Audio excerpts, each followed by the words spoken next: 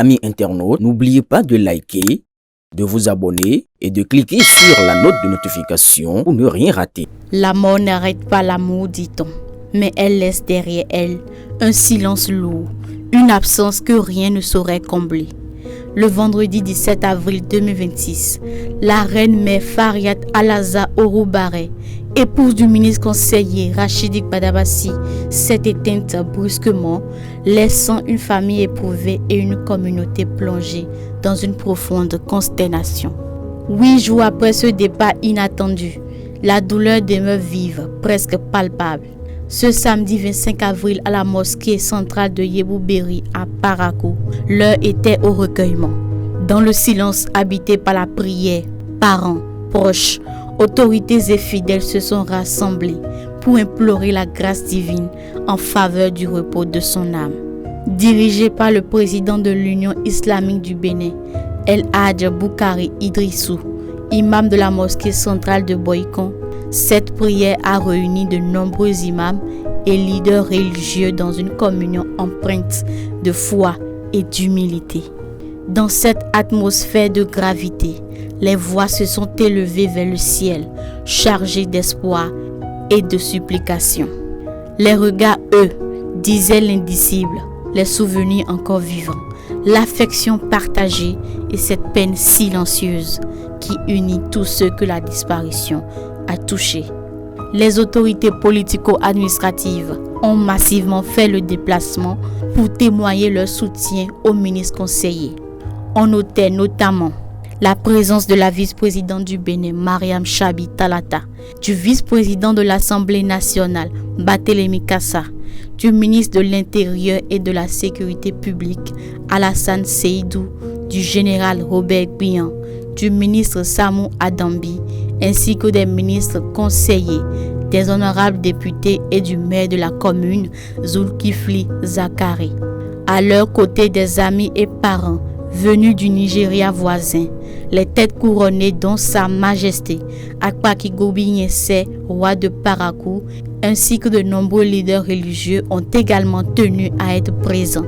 Une mobilisation forte à la hauteur de l'estime portée à la défunte et du soutien témoigné à son époux. Dans son sermon, l'imam de Yarakene a rappelé avec gravité la fragilité de la vie humaine et la nécessité de s'en remettre entièrement à Dieu, seul maître des destinées. Nous sommes appelés un jour à quitter ce monde, mais la disparition de notre sœur Faria Oroubare nous a trop attristés. Ce n'est pas Parakou qui est en deuil, mais c'est tout le Bénin qui est en deuil. Nous implorons Allah d'accorder le paradis Firdaus à notre sœur Faria Oroubare. Du côté de l'Union islamique du Bénin, les condoléances ont été exprimées avec solennité aux ministres, conseillers et à toute la famille éplorée. La défunte, pour nous, laisse le souvenir d'une femme de grande qualité, connue pour son accueil chaleureux, sa bienveillance sincère et sa présence remarquée lors des différentes manifestations. Par son soutien constant et discret, elle fut un véritable pilier pour son époux, l'accompagnant avec loyauté et dignité dans ses responsabilités. En ces moments d'épreuve, nous adressons nos sincères condoléances à l'époux éprouvé, à leurs enfants, à ses coépouses, ainsi qu'aux familles biologiques et alliées. Au sein de la famille Oroubare, l'émotion était à son comble. Les mots semblaient parfois insuffisants pour dire l'ampleur de la perte, tant la douleur se lisait dans les silences et les regards.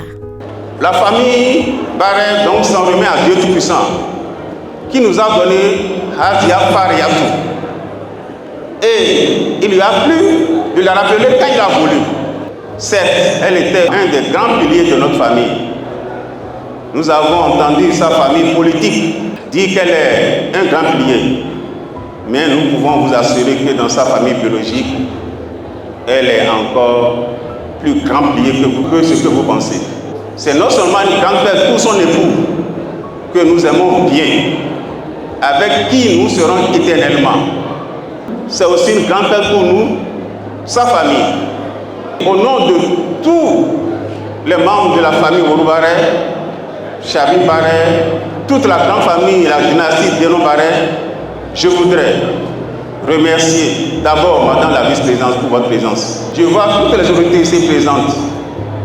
Votre présence nous renforce dans notre force de supporter la douleur que le Seigneur a bien voulu nous infliger.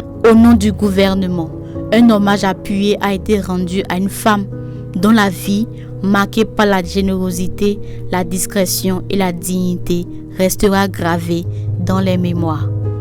Quand on sait tous les combats qu'elle a menés, quand on sait qu'elle a été aux côtés de tous les combats qui ont aidé le président Patrice Talon à installer tous les piliers porteurs du développement du Bénin de demain, quand on sait qu'elle a été au rendez-vous de tous les combats politiques qu'a connu plutôt le Bénin ces dernières années, et notamment les dernières élections, les élections générales, l'élection présidentielle, où elle a été une motrice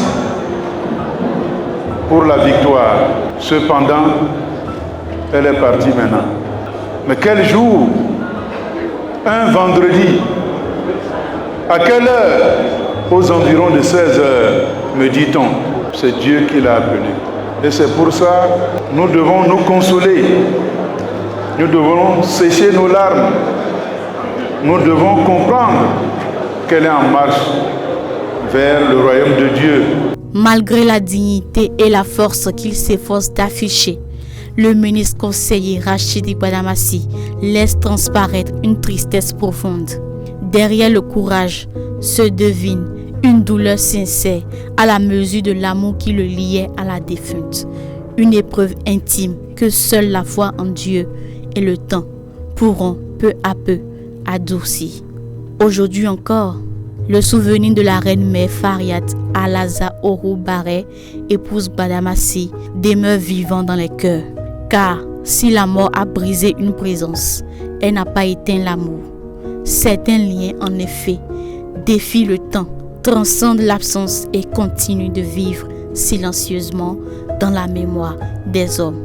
Le ministre conseiller Rachidi Gbadamassi a perdu une épouse, mais demeure dans l'amour de Dieu, son créateur qui sait quand il doit rappeler ce qui lui appartient.